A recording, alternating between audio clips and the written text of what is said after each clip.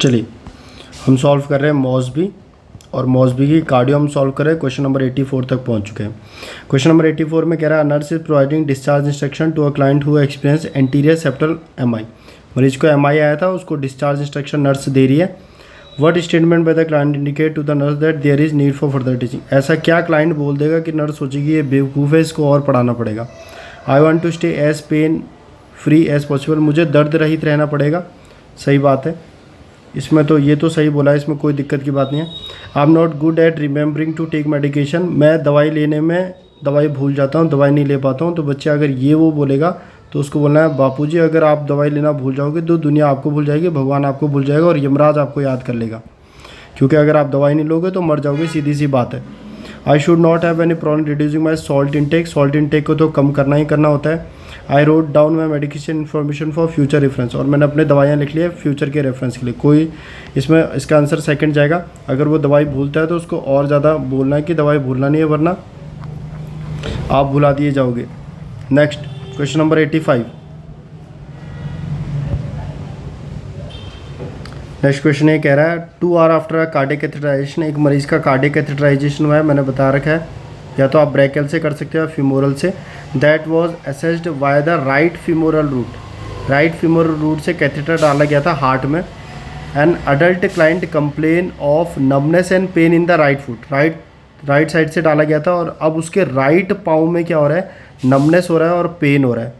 तो what action should the nurse take first. अब nurse को सबसे पहला एक्शन क्या लेना चाहिए। जाहिर सी बात है, ये रहा वो इंसान जिसका कार्डियक कैथेटराइजेशन हुआ, ये रहा उसका राइट फुट और राइट फुट में हमने यहाँ से डाल दिया कैथेटर सीधा उसके हार्ट में। अब ये कह रहा है ये जो उसका फुट है इसमें नमनेस हो रही है, इसमें नमनेस हो रही है और इसमें पेन हो रही है। मैंने क्या बताया था, जब भी कैथेटर जहाँ से भी डाला जाता है उसके डिस्टल साइड को पल्स चेक करते हैं। तो आपने जैसे इसका पल्स चेक करा, मरीज ने बताया कि मेरे को इसमें इस पाँव में नमनेस हो रही है, पेन हो रही है। तो आपका सबसे पहला काम क्या है कि आप जहाँ से कैथेटर डाला गया था उसके सबसे दूर वाले हिस्से की पल्स चेक करो। अगर उसकी पल्स बढ़िया आ रही है तो बढ़िया ब्लड सर्कुलेशन हो रहा है, कोई दिक्कत नहीं। लेकिन अगर यहाँ पर पल्स नहीं फील हो रही है आपको या कम फील हो रही है तो समझ जाइए यहाँ पर से क्या हो चुकी है, ब्लीडिंग हो चुकी है। यहाँ पर ब्लीडिंग हो चुकी है। और वैसे भी कार्डियक कैथेटराइजेशन के बाद सबसे ज़्यादा खतरा ब्लीडिंग का ही होता है, या फिर दूसरा हम क्या बोलते हैं, थ्रोम्बस का फॉर्मेशन हो चुका होगा। थ्रोम्बस बन चुका होगा मे बी, तभी नमनेस और पेन हो रहा होगा। यहाँ पर थ्रोम्बस कहीं बन गया होगा। तो इसीलिए जाहिर सी बात है कार्डियक कैथेटराइजेशन कर रखा है राइट साइड से और मरीज़ को राइट ही पेन में, अब राइट ही पाँव में नमनेस और पेन फील हो रहा है। सीधी सी बात है, आपका सबसे पहला फर्स्ट काम क्या होगा, आप क्लाइंट की पेडल पल्स यानी दूर वाली पल्स को, यहाँ पर हुआ था तो पेडल पल्स को आप क्या करोगे, चेक करोगे और उसके बाद आप डॉक्टर को इन्फॉर्म करोगे। लेकिन पहला काम क्या होगा, पेडल पल्स को चेक करना। ये मैंने पहले भी आपको बता रखा है। कार्डियक कैथेटराइजेशन में एक ही रिस्पॉन्सिबिलिटी होती है नर्स की, डिस्टल पल्स या फिर पेडल पल्स को चेक करें। ब्लीडिंग के लिए देखें मरीज में ब्लीडिंग तो नहीं हो रही है, और देखें कि मरीज में कहीं थ्रोम्बस फॉर्मेशन तो नहीं हो रहा है। और अगर मरीज ऐसे लक्षण बता दे कि भाई नमनेस भी हो रही है, पेन भी हो रही है, तब तो और ज़्यादा दिक्कत है। सीधा ही समझ जाइए कि थ्रोम्बस या फिर ब्लीडिंग हो सकती है। चलिए आगे बढ़ते हैं। नेक्स्ट क्वेश्चन अगर हम पढ़ें, नेक्स्ट क्वेश्चन नंबर 86, ये क्या कह रहा है, एक client return to surgical unit immediately after placement of coronary artery. Coronary artery में स्टंट डाला गया है। तो हार्ट की कोरोनरी आर्टरी में इस तरीके से एक छल्ला डाला गया है, स्टंट डाला गया है। That was accomplished via access through the femoral route. और कहाँ से डाला गया था, इस तरीके से व्यक्ति था तो उसके फीमोरल रूट से ये स्टंट को वो किया गया था इंट्रोड्यूस, और फिर यहाँ डाला गया था। ठीक है। What response should the nurse consider the priority when assessing the client. फिर से वही बात, भाई यहाँ से आपने इस रूट से आपने हार्ट को अप्रोच किया है तो इसका जो डिस्टल एंड है ना, वहाँ पर आपको पल्स चेक करनी है। और क्यों वहाँ पर आपको पल्स चेक करनी है, आप क्यों यहाँ पर पल्स चेक करते हो, पल्स यहाँ पर क्यों चेक करते हो, ये देखने के लिए कि भाई इधर ब्लीडिंग ना हुई हो, इधर थ्रोम्बस का फॉर्मेशन ना हुआ हो, इधर थ्रोम्बस या फिर हेमेटमा, खून का थक्का, हेमेटमा फॉर्मेशन ना हुआ हो, यही देखने के लिए तो करते हो आप। और सबसे ज़्यादा रिस्क ब्लीडिंग का होता है, ब्लीडिंग ना हुई हो, थ्रोम्बस का फॉर्मेशन ना हुआ हो, हेमेटमा का फॉर्मेशन ना हो। तो यहाँ पर हम क्या बोलेंगे, प्रायोरिटी क्या होगी इस मरीज़ की जिसको कोरोनरी आर्टरी का स्टंट डला हुआ है फीमोरल आर्टरी के थ्रू, फीमोरल आर्टरी के थ्रू। उत्तर होगा हेमेटोमा फॉर्मेशन को देखना, पेन का कोई लेना देना नहीं है, इम्पेयर्ड मोबिलिटी का अभी तो वो ऑपरेशन से आया कैसे चलेगा, स्वेलिंग का कोई लेना देना नहीं है, लेकिन हेमेटोमा फॉर्मेशन खून का थक्का बन सकता है वहाँ पर, इसीलिए ये देखना ज़्यादा ज़रूरी है। तो ये इसका राइट आंसर होगा। ठीक है, जब भी ऐसा प्रश्न आया कि फीमोरल से कुछ डाला गया है, ब्लीडिंग के लिए देखो, थ्रोम्बस के लिए देखो, हेमेटोमा फॉर्मेशन के लिए देखो, पैडल पल्स से देखो। और ये एक और क्वेश्चन पूछा जाता है कि इस लेग को हमेशा स्ट्रेट रखो, इस लेग को मोड़ते नहीं है, अगर मोड़ेंगे तो फीमोरल कैथेटर मुड़ जाएगा और ब्लीडिंग के चांस बढ़ सकते हैं। लेग को हमेशा स्ट्रेट रखना होता है। चलिए आगे, नेक्स्ट क्वेश्चन ये कह रहा है एक client is admitted with the diagnosis of possible myocardial infection, मरीज को मायोकार्डियल इन्फेक्शन हुआ होगा and a series of diagnostic test is ordered, और एक सीरीज ऑफ डायग्नोस्टिक टेस्ट किया गया है। Which blood level should the nurse expect will increase first, सबसे पहला ब्लड में किस चीज़ की मात्रा बढ़ेगी अगर मरीज को एमआई हुआ है, ये प्रश्न पूछ रहा है ये। तो अगर मरीज को हार्ट अटैक आता है तो सबसे पहले क्या बढ़ेगा, 4 ऑप्शन है। एएलटी, भाई एएलटी का कोई लेना देना नहीं है, एएलटी तो लीवर में बढ़ता है, जब लीवर में कोई दिक्कत होती है तब इसका लेवल बढ़ता है, तो ये तो गलत आंसर है। एएसटी, भाई एएसटी बढ़ता है लेकिन एएसटी 8 घंटे के बाद बढ़ता है, सबसे पहले नहीं बढ़ता है। टोटल एलडीएच, टोटल एलडीएच बढ़ता है लेकिन ये 24 से 48 घंटे के बाद बढ़ता है, सबसे पहले नहीं बढ़ता है। और लास्ट जो उत्तर जाता है ट्रोपोनिन, तो यही सही उत्तर है बच्चे। जब भी किसी मरीज को एमआई आता है, एमआई में सबसे पहला फर्स्ट जो इनमें से अकॉर्डिंग टू ऑप्शंस में से मैं बता रहा हूँ, फर्स्ट इनमें से जो आपको देखने को मिलेगा वो कौन सा मिलेगा, ट्रोपोनिन। और एक प्रश्न और पूछा जाता है मोस्ट सेंसिटिव इंडिकेटर, सबसे सेंसिटिव या एक्यूरेट इंडिकेटर कौन होता है एमआई का, ये क्वेश्चन भी पूछा जाता है कि एमआई का सबसे सेंसिटिव या एक्यूरेट इंडिकेटर क्या होता है, उसका उत्तर भी क्या जाता है, ट्रोपोनिन। ठीक है, ट्रॉप आई भी बोलते हैं हम, यहाँ पर तो ट्रॉप टी लिखा हुआ है, ट्रॉप आई भी बोलते हैं। चलिए ठीक है, बढ़ते हैं नेक्स्ट क्वेश्चन में। नेक्स्ट आ गया क्वेश्चन नंबर 88। बच्चे इसमें थोड़ा सा दिमाग लगाना, देखो मैंने अभी आपको पढ़ा रखा है पहले। ये कह रहा है एक ओल्डर क्लाइंट है जिनको हार्ट फेलियर है, या तो राइट साइडेड हुआ होगा या फिर लेफ्ट साइडेड हुआ होगा, इनमें से एक हुआ होगा, लक्षण देख के पता चल जाएगा। उनको ट्रांसफ़र किया गया है इमरजेंसी डिपार्टमेंट में। नर्स निम्नलिखित में से कौन सी चीज़ के लिए नर्स देखेगी सबसे पहले, interview the client for health history, health history लेगी नहीं। Assess the client heart and lung sound, ये इंपॉर्टेंट बच्चे, लंग साउंड देखना। मैंने आपको बताया ना कि लंग साउंड लंग्स पर कब असर पड़ता है, जब मरीज में लेफ़्ट साइडेड हार्ट फेलियर हो। लेफ़्ट साइडेड हार्ट फेलियर में सारी चीज़ लक्षण किससे रिलेटेड आएंगे, लंग्स से रिलेटेड आएंगे। ओके सॉरी, तो लेफ़्ट साइडेड हार्ट फेलियर में सारे लक्षण किससे रिलेटेड आएंगे, लंग्स से, इसीलिए हम हार्ट एंड लंग साउंड को सुनेंगे। और क्योंकि पल्मोनरी एडिमा हो रखा है तो हो सकता है कि मरीज में क्रैकल्स देखने को मिले।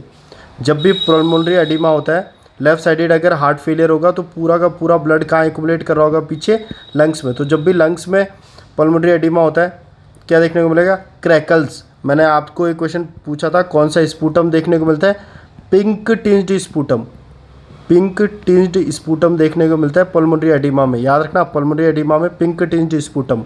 क्रैकल साउंड आपको सुनाई देंगी तो लंग साउंड के लिए सुनेगी। अगर नर्स को क्रैकल साउंड सुनाई दे रही है तो नर्स समझ जाएगी कि लेफ़्ट साइडेड हार्ट फेलियर है। ठीक है, और मैंने आपको बताया था अस्थमा में पूछता है वो कौन सा, अस्थमा में कौन सा स्पूटम देखने को मिलता है, तो बच्चे Charcot Leyden crystal. Charcot Leyden crystal किस में देखने को मिलता है, अस्थमा में।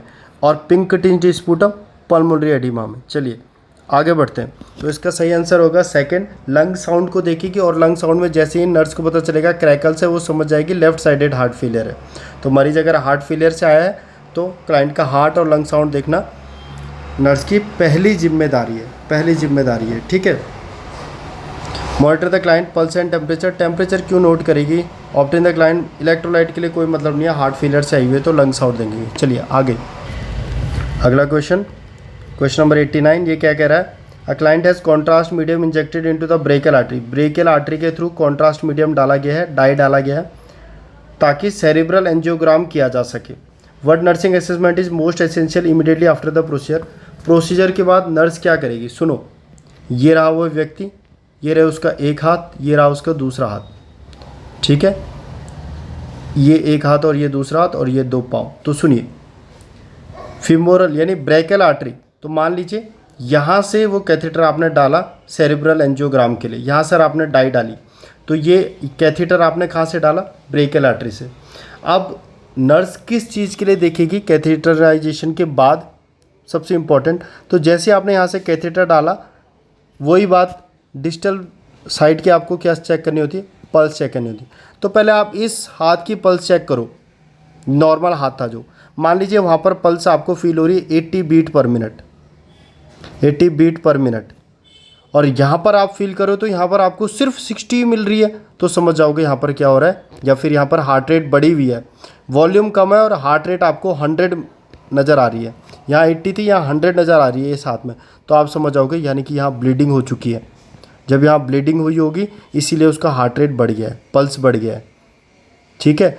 तो सबसे मेन क्या होता है, अगर आपने यहाँ से कैथेटर डाला हुआ है ब्रेकल आर्टरी से, तो आप दोनों हाथों की पल्स को कंपेयर करो, इस हाथ में कितना पल्स आ रहा है भाई, इस हाथ में 70 आ रहा है, इस हाथ में कितना पल्स आ रहा है भाई, इस हाथ में भी 70 आ रहा है, डिस्टल पल्स दोनों में बराबर आ रहा है, तो नॉर्मल कंडीशन है। लेकिन अगर इसमें 80 आ रहा है और इसमें 100 आ रहा है, तो समझ जाइए ब्लीडिंग हो चुकी है और ब्लड वॉल्यूम कम होगा, जिसकी वजह से पल्स रेट बढ़ रही होगी।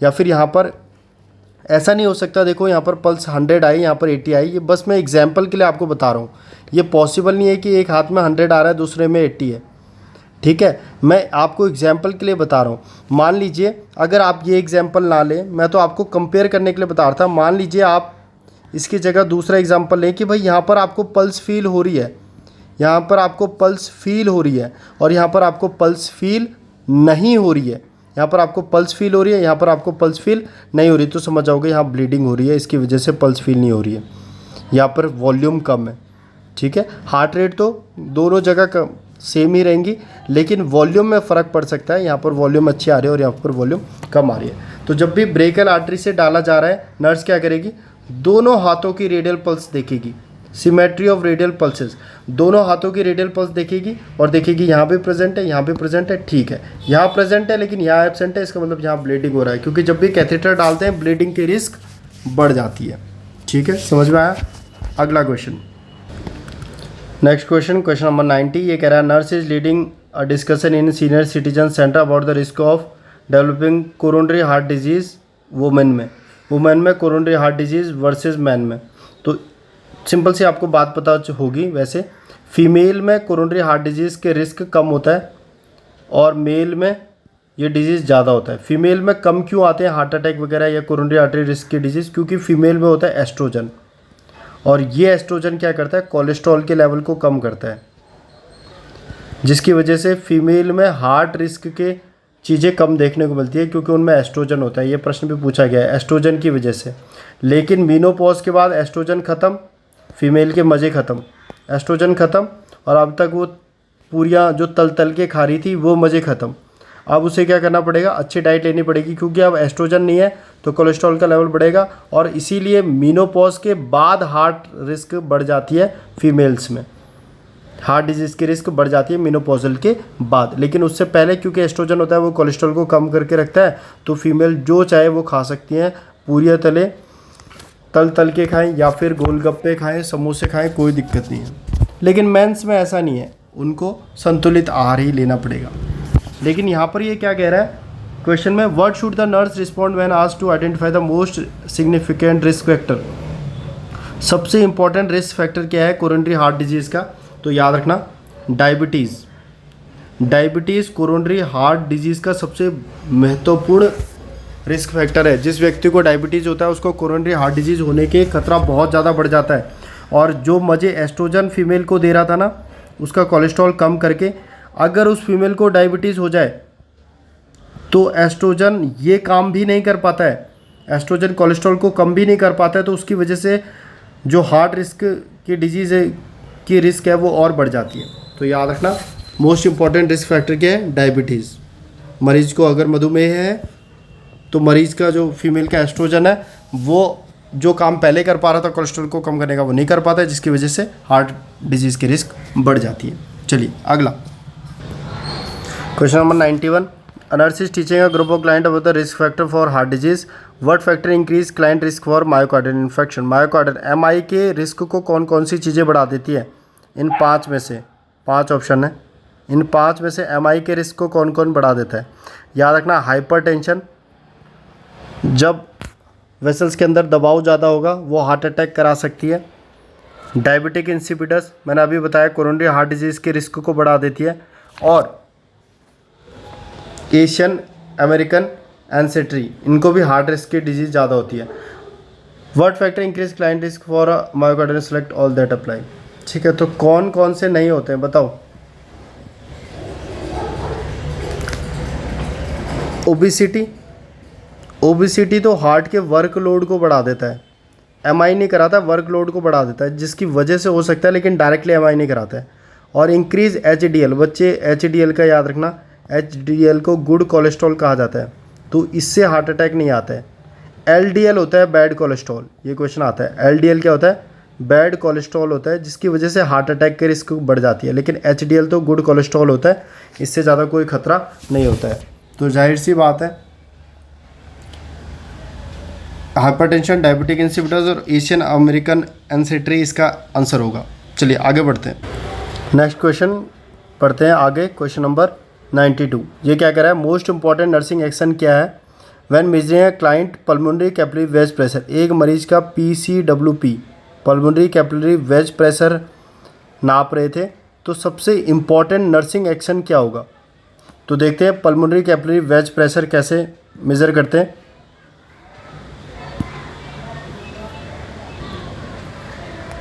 यहाँ पर देखिए, राइट एट्रियम से कैथेटर डाला जाता है राइट वेंट्रिकल में, उसके बाद वो पल्मोनरी आर्टरी में जाता है और आगे उसका एक बैलून होता है, उसको फुलाया जाता है।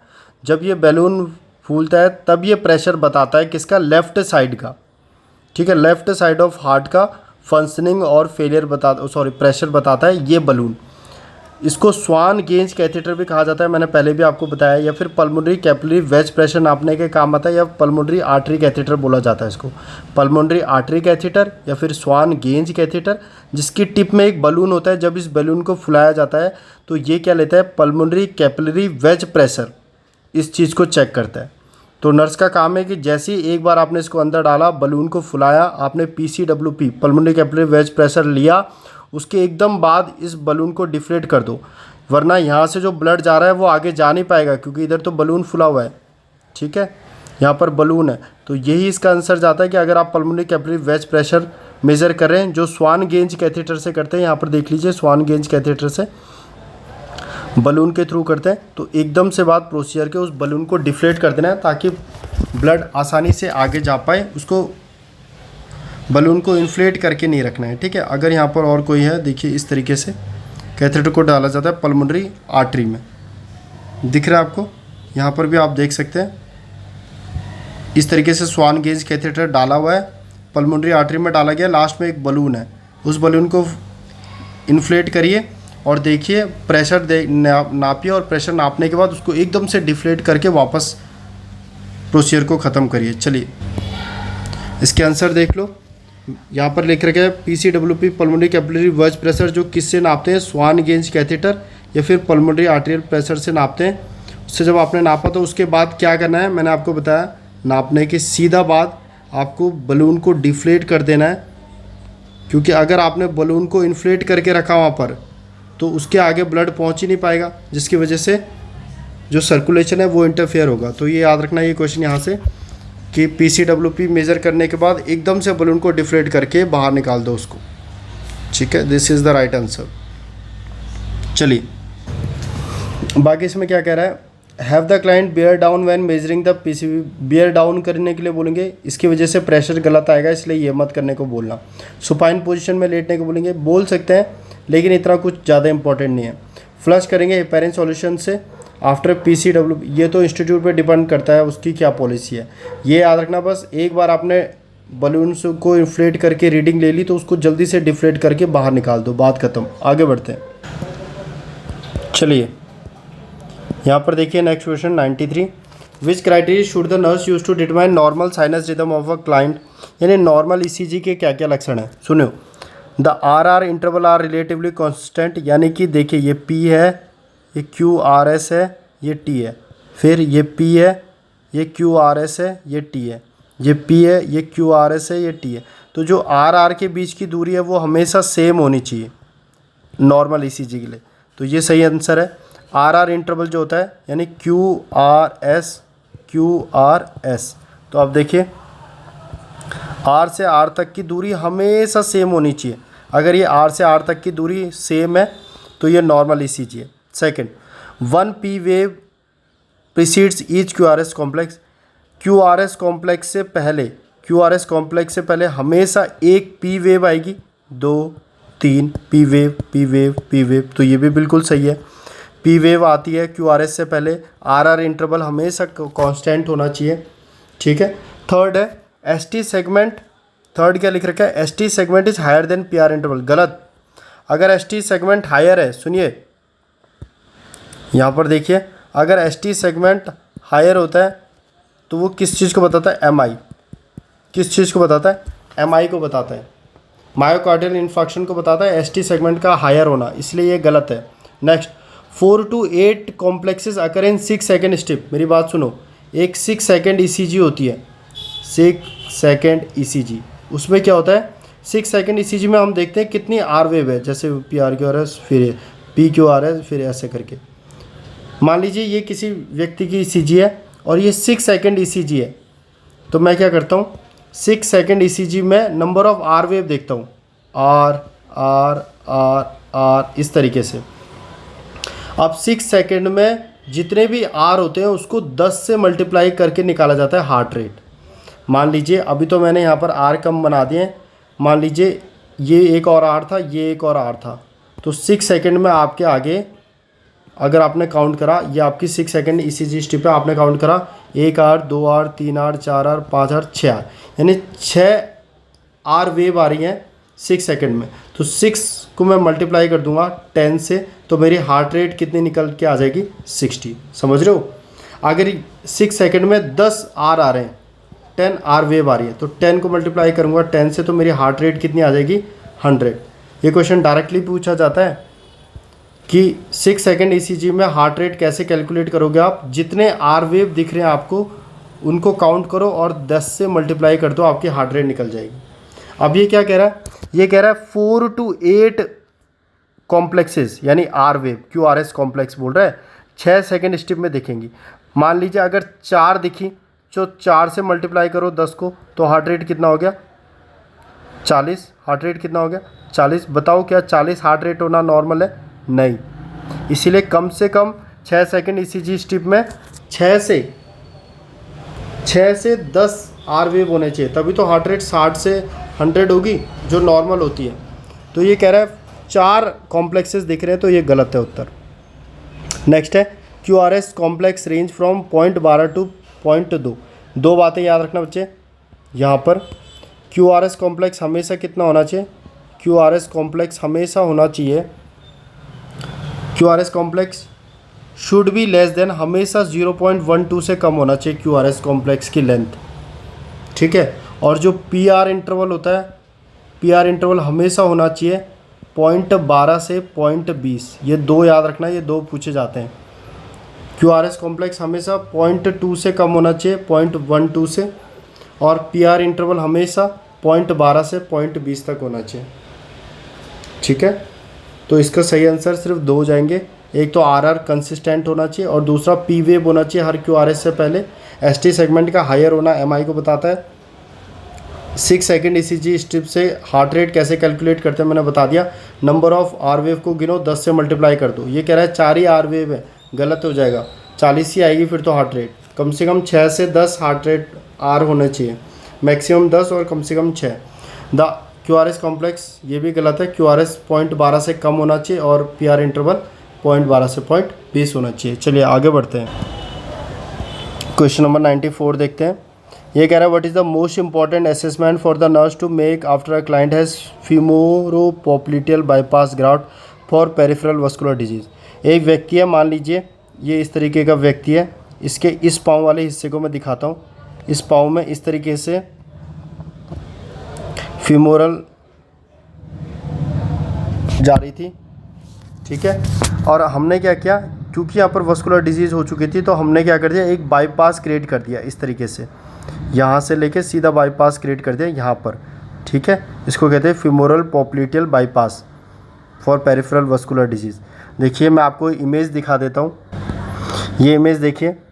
फीमोरल आर्टरी में देखिए किस तरीके से ब्लॉकेज हो रखी है। तो जब फीमोरल आर्टरियल में ब्लॉकेज हो रखी है तो मैंने क्या किया, मैंने यहाँ से सीधा यहाँ तक एक बाईपास बना दिया, बाईपास सर्जरी कर दी। बीच में ब्लॉकेज हो रखी थी और मैंने यहाँ पर एक ग्राफ्ट लगा दिया। तो यहाँ पर क्या लग रहा है, ग्राफ्ट लग रहा है पाँव में। तो याद रखो, जाहिर सी बात है, मान लीजिए यहाँ पर फीमोरल आर्टरी में आपके पास ग्राफ्ट लग रहा है, तो क्या आप जब भी यहाँ पर छेड़खानी करोगे, क्या आप पेडल पल्स को नहीं चेक करोगे क्या? नीचे के पाँव में ध्यान रखना, जब भी ऐसा क्वेश्चन आए कि यहाँ पर बाईपास ग्राफ्ट हुआ है, इस बॉक्स को देखिए, जब भी यहाँ पर क्या हुआ है, बाईपास ग्राफ्ट हुआ है, आप उसके नीचे के भाग को देखो ऑपरेशन के बाद। ये इसका कलर देखो, एक तो कहीं ऐसा नहीं कि ये ब्लू पड़ रहा है, ये ब्लू पड़ रहा है तो समझ जाओ ऊपर से ब्लड नहीं आ रहा है नीचे। इसकी पल्स चेक करो, इसका कलर चेक करो, इसका टेम्परेचर चेक करो। अगर इसका टेम्परेचर कम है तो समझ जाओ ऊपर से नीचे ब्लड नहीं आ रहा है। अगर इसका कलर ब्लू हो रहा है तो समझ जाओ ऊपर से नीचे ब्लड नहीं आ रहा है। अगर इसका पल्स इसमें नहीं आ रहा है, पल्स की वॉल्यूम कम आ रही है, तो समझ जाओ ऊपर से नीचे ब्लड नहीं आ रहा है। तो जब भी ऊपर फीमोरल रीजन में ऐसे कुछ ग्राफ्ट वगैरह या कैथेटर वगैरह डाला जाता है, पाँव की सबसे नीचे जो हिस्सा होता है उसमें पल्स देखा जाता है, कलर देखा जाता है, उसका टेम्परेचर देखा जाता है। ये बात मत भूलना, बहुत बारी आपसे मेंस एग्जाम में ये क्वेश्चन पूछेगा वो, ठीक है। तो याद रखो, जब भी ग्राफ्ट लगाओ, पाँव के निचले भाग को कलर, टेम्परेचर और किसके लिए, पल्स के लिए देखेंगे। चलिए आगे बढ़ते हैं क्वेश्चन को। तो ये क्वेश्चन कह रहा है फीमोरोपोप्लिटियल बाईपास है, तो नर्स का सबसे इम्पॉर्टेंट असेसमेंट क्या होगा? सबसे पहले इंसिजनल पेन, जहाँ पर इंसिजन किया गया वहाँ पर दर्द नहीं, दर्द होना तो पेडल पल्स रेट, अच्छा ये भी इम्पॉर्टेंट है, पेडल पल्स भी इम्पॉर्टेंट, ठीक है। लेकिन पल्स रेट मत चेक करो, मैंने हमेशा आपको क्या बताया, पल्स का वॉल्यूम चेक करो, इसलिए ये गलत हो जाएगा ऑप्शन। आप देखो कि नीचे आपको अच्छी खासी पल्स फील हो रही है नहीं, अगर ऊपर ग्राफ्ट हुई है, अगर अच्छी खासी पल्स फील हो रही है तो समझ जाओ ऊपर से नीचे ब्लड आ रहा है। तो पल्स रेट नहीं देखेंगे, पल्स की क्वालिटी देखी जाती है, पल्स का वॉल्यूम देखा जाता है कि पल्स का वॉल्यूम कैसा है, पल्स रेट को नहीं देखेंगे। इसलिए ध्यान रखना, यहाँ पर पल्स रेट मत कर देना आंसर। तो इंसिजनल पेन के लिए नहीं देखेंगे, पल्स रेट के लिए नहीं देखेंगे, पल्स की वॉल्यूम या क्वालिटी के लिए देखते हैं। नेक्स्ट दो ऑप्शन देखिए, डिग्री ऑफ हेयर ग्रोथ, नीचे वाले पाँव में कितना हेयर ग्रोथ हो रहा है, कोई दिक्कत नहीं है, इसको क्यों देखेंगे। और लास्ट है लोअर एक्सट्रीमिटी कलर, नीचे वाले भाग का कलर चेक करेंगे, ये इंपॉर्टेंट है, क्योंकि नीचे वाले भाग का अगर आप कलर चेक कर रहे हो तो आप मरीज़ का क्या देख रहे हो, न्यूरोवस्कुलर स्टेटस। आप मरीज़ का न्यूरोवस्कुलर स्टेटस चेक करो। तीन चीज़ों के लिए देखेंगे जब भी, किस किस चीज़ के लिए, कलर देखना है उस पाँव का, टेम्परेचर देखना है उस पाँव का, और उस पाँव के पल्स की वॉल्यूम देखनी है। ये तीन बातें याद रखना। तो आंसर जाएगा, सही आंसर जाएगा लोअर एक्सट्रीमिटी का कलर देखोगे, ठीक है। आगे बढ़ते हैं, नेक्स्ट क्वेश्चन है क्वेश्चन नंबर 95। ये क्या कह रहा है, which sign cause the nurse to suspect cardiac tamponade, क्या लक्षण देख के नर्स समझ जाएगी कि इस मरीज़ को कार्डियक टम्पोनेट हुआ है after client cardiac surgery. Cardiac tamponade में क्या होता है, मान लीजिए हार्ट की 3 लेयर है, तो जो बाहर की लेयर होती है पेरिकार्डियम, उसमें पूरा का पूरा पानी भर जाता है, और ये इतना सारा पानी भर जाता है पेरिकार्डियम में कि हार्ट पे प्रेशर डालता है वो।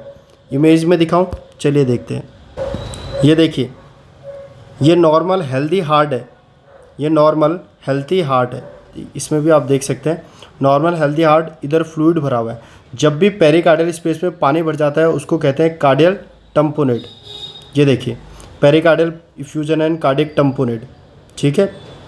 हार्ट की बाहरी सतह में क्या भर चुका है, पानी भर चुका है। इसमें भी देखिए पेरिकार्डियम में क्या हो चुका है, पूरा पानी भर चुका है। तो अब जो इमेज एक्चुअल में मैं स्टार्टिंग में आपको दिखाना चाह रहा था, वो वाली इमेज, ये देखिए हेल्दी हार्ट इस तरफ है और इस तरफ है पेरिकार्डियल सैक में पूरा का पूरा पानी भर चुका है, जिसकी वजह से दबाव बढ़ रहा है हार्ट में। तो बताओ, जब पानी भरने की वजह से हार्ट क्या हो रहा है, कंप्रेस हो रहा है, तो क्या हार्ट अपना काम कर पाएगा, नहीं कर पाएगा। तो देखते हैं कौन कौन से लक्षण। अब हम जानते हैं कि हार्ट में काफ़ी ज़्यादा दबाव पड़ रहा है, काफ़ी प्रेशर पड़ रहा है पानी की वजह से, तो हार्ट पूरा का पूरा अपना काम नहीं कर पा रहा है। तो क्या टैकीकार्डिया देखने को मिलेगा? जी हाँ, जब भी हार्ट अपना काम नहीं करता है, ऊपर से वो पूरी तरीके से भर नहीं पा रहा है, इतने में सीमित रह चुका है, तो जितना ब्लड आ रहा है उतने में ही वो पंप कर दे रहा है। तो बॉडी को जब ब्लड मिलेगा नहीं तो हार्ट क्या कर देता है, अपनी रेट को बढ़ा देता है। तो आप देखो कि मरीज में टैकीकार्डिया देखने को मिल रहा है। क्या मरीज में हाइपरटेंशन देखने को मिलेगा? जी नहीं, मरीज में हाइपोटेंशन देखने को मिलेगा बच्चे, क्योंकि हार्ट क्या हो चुका है, पानी से पूरी तरीके से दब चुका है, कंस्ट्रिक्ट हो चुका है। अब वो खुले तौर पे ना तो ब्लड ले पा रहा है, ना उसको खुले तौर पे बॉडी को दे पा रहा है। तो जब बॉडी के पास कार्डियक आउटपुट ही नहीं आएगा तो हार्ट जो बीपी है वो क्या करेगा, कम होगा, इसीलिए हाइपोटेंशन देखने को मिलेगा। तो ये ऑप्शन तो गलत। इंक्रीज सीवीपी, बिल्कुल सही बात है बच्चे।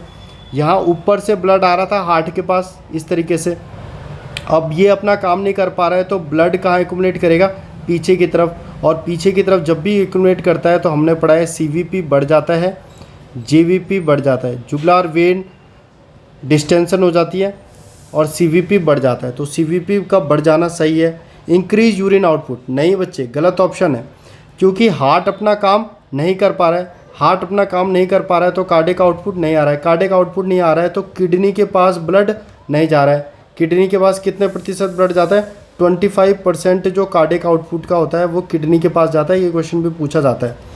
तो अब किडनी के पास जब ब्लड नहीं मिल रहा है तो क्या वो यूरिन बनाएगी? वो यूरिन भी नहीं बना पा रही है। तो इंक्रीज नहीं, डिक्रीज हो जाएगा यूरिन आउटपुट। और लास्ट है जुगुलार वेन डिस्टेंशन देखने को मिलेगा। जी हाँ, क्योंकि ब्लड बैकअप कर रहा है पीछे की तरफ, तो सीवीपी भी बढ़ा हुआ देखने को मिलेगा और जुगुलार वेन भी डिस्टेंशन देखने को मिलेगी। तो सही उत्तर क्या क्या हो जाएगा?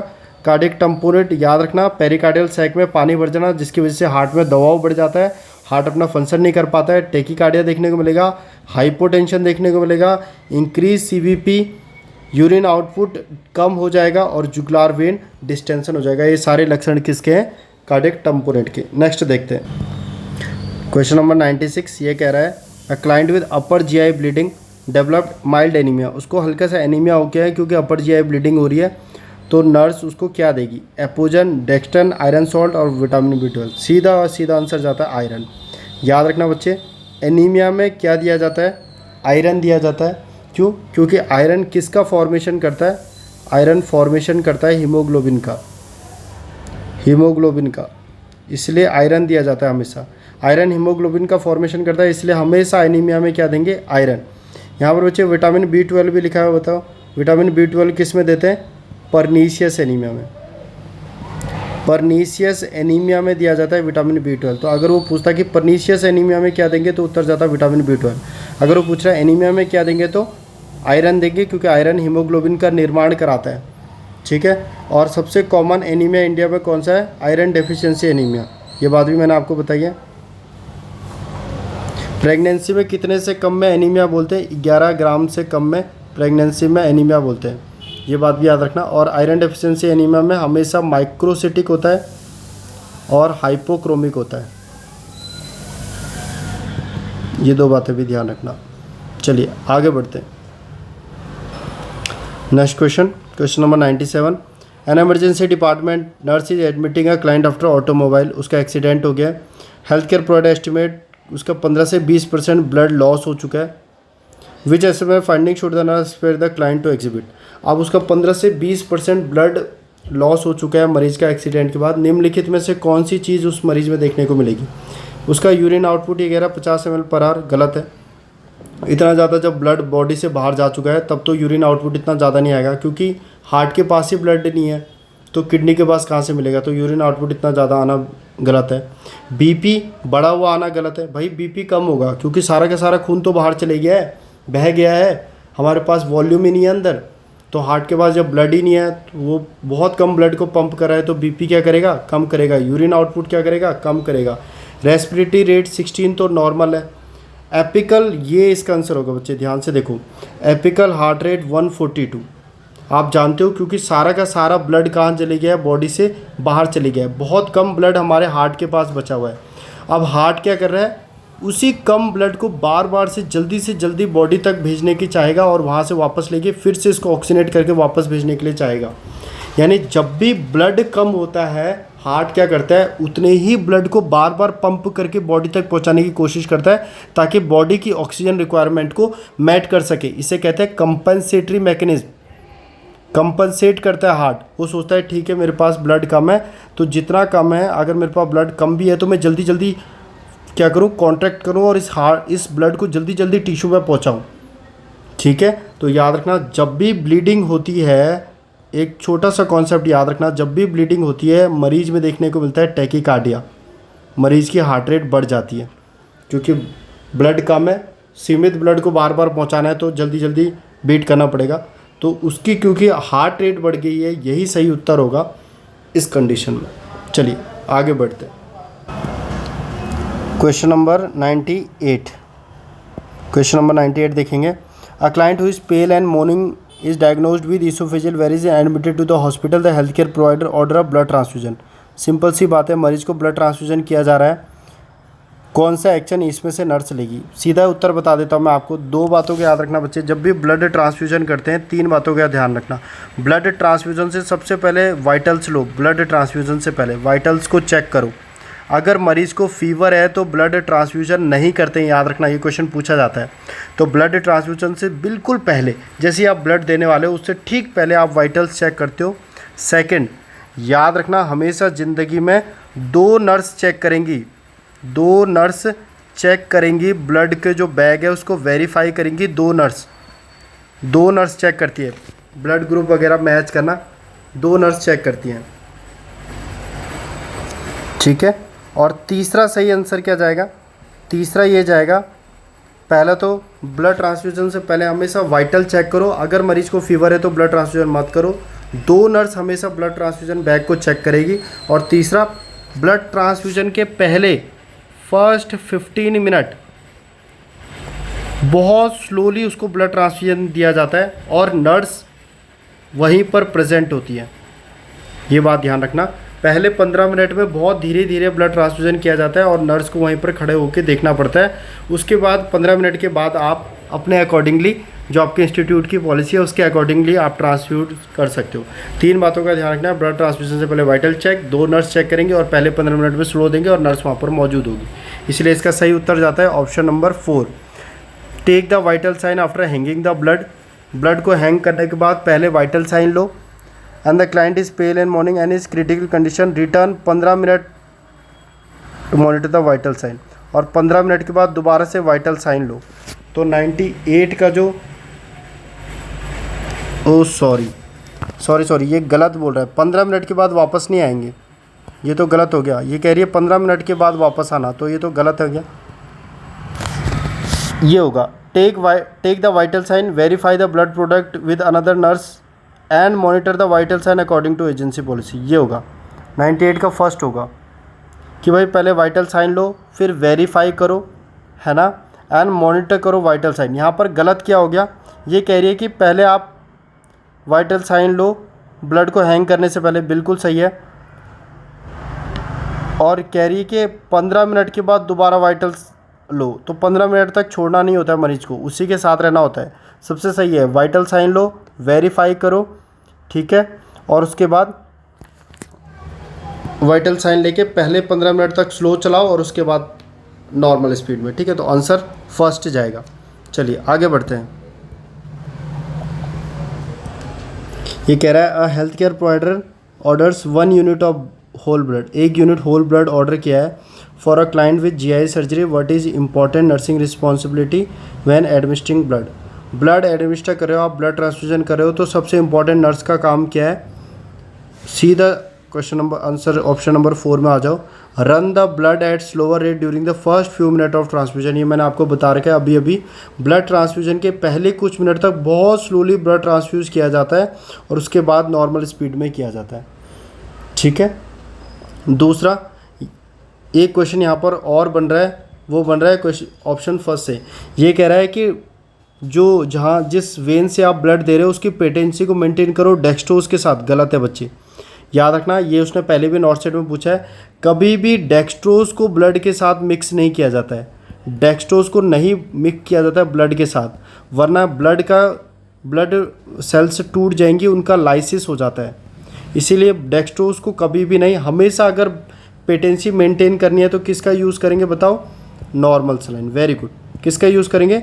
Normal saline. हमेशा ब्लड के साथ जो कंपैटिबल होता है वो क्या होता है? नॉर्मल सलाइन होता है। कभी भी डेक्सट्रोज को नहीं देते हैं ब्लड के साथ, ठीक है। और कौन से क्वेश्चन बन रहे हैं? Option number second, warm the blood to body temperature to prevent chilling the client, ये भी ठीक है, लेकिन इससे क्या होता है, जो पेशेंट होता है अगर ब्लड को आप वार्म करोगे तो उसमें क्लॉट बनने के चांसेस बढ़ जाते हैं। हालांकि ये भी कुछ हद तक ऑप्शन ठीक है, क्लॉट बनने के चांस बढ़ जाते हैं, हेमोलाइसिस होने का खतरा बढ़ जाता है, इसलिए ये ऑप्शन भी गलत होगा। Third, draw a sample from the client before each unit is, her unit transfuse करने के बाद एक सैंपल भेजेंगे, गलत। जब पूरा ब्लड ट्रांसफ्यूजन कंप्लीट हो जाएगा तब भेज लेना, ठीक है, लेकिन हर यूनिट के बाद नहीं भेजा जाता है। और फोर्थ क्या है, पहले कुछ मिनट तक स्लो चलाएंगे, यही आंसर है।